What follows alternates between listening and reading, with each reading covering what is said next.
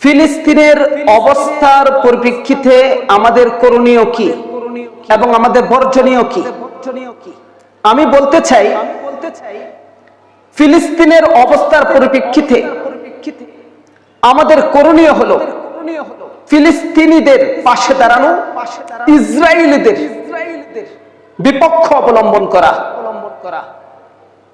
আপনারা কি জানেন ফিলিস্তিন গাজায় আমার ভাই বোনদের উপরে কিভাবে টর্চার করা হচ্ছে?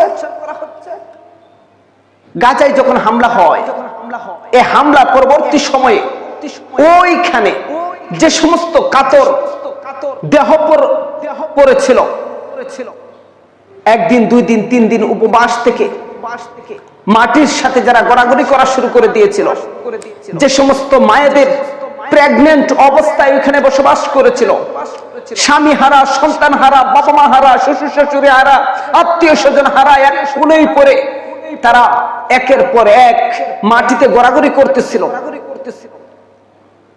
ওই সমস্ত মা বোনদেরকে, ওই সমস্ত অসহায় ব্যক্তিদেরকে যারা ত্রাণ দিতে গিয়েছিল, ওই সমস্ত ত্রাণ দিতে যাওয়া ব্যক্তিদেরকে ত্রাণ সহ, গাড়ি সহ তাদেরকে মাটির সাথে মিশিয়ে দেওয়া হয়েছে। আর ইসরায়েল এই শক্তিটা কোথায় পাচ্ছে? এই যে পারমাণবিক বোমা হামলা করেছে, এই পারমাণবিক বোমা কার টাকায় তারা তৈরি করেছে? আপনারা কি জানেন না একবার জানতে চেয়েছেন? এই পারমাণবিক বোমা মুসলমানদের টাকার দ্বারা তৈরি হয়েছে। আমরা আমাদের গাড়ি থেকে শুরু করে আমাদের বাড়ি, bathroom, bedroom, drawing room, guest room, প্রত্যেকটি জায়গায় কোনো না কোনো ভাবে আমরা ইসরায়েলের সাথে সম্পর্ক রাখছি, গাড়ি ব্যবহার করছি, সেই গাড়ির পণ্যগুলো, পার্টস গুলো আমরা ইসরায়েলের প্রোডাক্ট লাগাচ্ছি। আমাদের বাথরুমে যে পণ্যগুলো রয়েছে, ওয়াশরুমে যে পণ্যগুলো রয়েছে, সে প্রোডাক্টগুলো ইসরায়েলের। আমাদের গেস্ট রুমে যেই পণ্যগুলো রয়েছে সেগুলো ইসরায়েলের। আমাদের ড্রয়িং রুমে, বেডরুমে যে ফ্যানগুলো ঘুরছে সেই ফ্যানগুলোও কি ইসরায়েলের। তাহলে সরাসরি ভাবে আমি আপনি ইসরায়েলকে সহযোগিতা করছি তাদের পণ্যের মাধ্যমে। খোদার কসম, কোন আপনার বাড়ির কুড়ো থেকে, সাধারণ পিচ্ছে একটা দোকান থেকেও যদি আপনি ইসরায়েলের কোন পণ্য কিনেন, সাথে সাথে ইসরায়েল আপনার সহযোগিতা পেল। পৃথিবীর এক প্রান্তে একটা মুসলমান বেদিত হলো, আঘাতগ্রস্ত হলো, অপর প্রান্তে থেকে আপনি শুনেছেন যে আমার এক মুসলমান ভাই পৃথিবীর এক প্রান্তে সে আঘাত পেয়েছে, আঘাত পেয়ে আওয়াজ করেছে। অপর প্রান্তে আপনার ভিতরে যদি শব্দটা ভিতর থেকে কষ্টের তাড়নায় বের না হয়, বুঝতে হবে আপনি এখনো মুসলমান হতে পারেন নাই। বুঝতে হবে আপনি এখনো ইমানদার হতে পারেন নাই। বুঝতে হবে আপনার ইমানের ভিতরে ভেজাল রয়েছে। সম্মানিত দর্শক, তাহলে আসুন আমরা ইসরায়েলের পক্ষ অবলম্বন করা থেকে কিভাবে বিরত থাকতে পারবো? আমরা প্রতিনিয়ত শ্যাম্পু থেকে শুরু করে, সাবান থেকে শুরু করে, ঠান্ডা পেপসি, কোকা কোলা থেকে শুরু করে,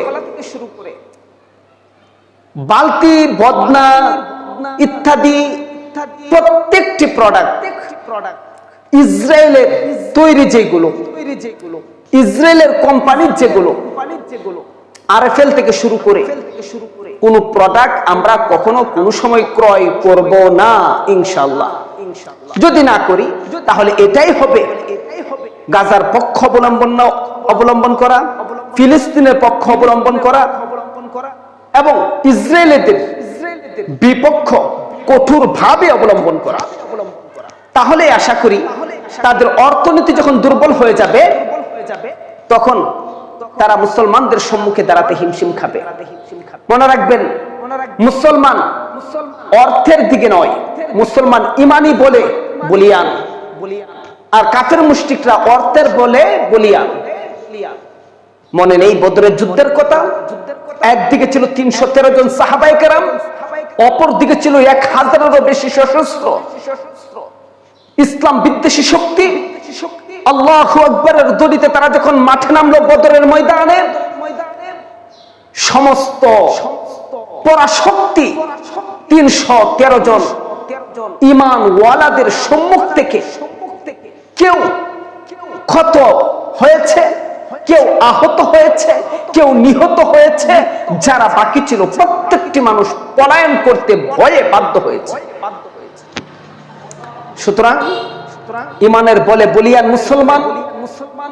মুসলমান কখনো দুনিয়ার কোন রাজা বাদশাদের কুঠির জুড়ে নাচে না, মুসলমান নাচে আল্লাহ তাআলার একত্ববাদের বিশ্বাসে। সুতরাং যুগে যুগে মুসলমান বিজয় হয়েছে, আগামীতেও মুসলমান বিজয় হবে ইনশাআল্লাহ। তবে আমাদের করণীয় হলো ইসরায়েলকে অর্থ রাজ্যে তাদেরকে নিঃশেষ করে দিতে হবে, তাদের পণ্য বয়কট করতে হবে। ওই সমস্ত পণ্য আমরা কখনোই ব্যবহার করব না যে সমস্ত পণ্যের সাথে ইসরায়েলের ন্যূনতম সম্পর্ক রয়েছে, কাদিয়ানীদের ন্যূনতম সম্পর্ক রয়েছে। মনে রাখবেন, যদি আপনি এগুলো বাছাই করে চলতে না পারেন, তাহলে আজকে গাজায় হামলা হয়েছে, কাল বাংলাদেশে হামলা হবে। আর বাংলাদেশে হামলা হলে আপনাকে ছাড়বে না, আপনাকে বাকি রেখে তারা অ্যাটম বোমা নিক্ষিপ্ত করবে না, পারমাণবিক বোমা আপনাকে আলাদা করে তারা বাংলাদেশে নিক্ষেপ করবে না। সুতরাং সচেতন হন, সচেতন হওয়ার কোনো প্রকার বিকল্প নেই।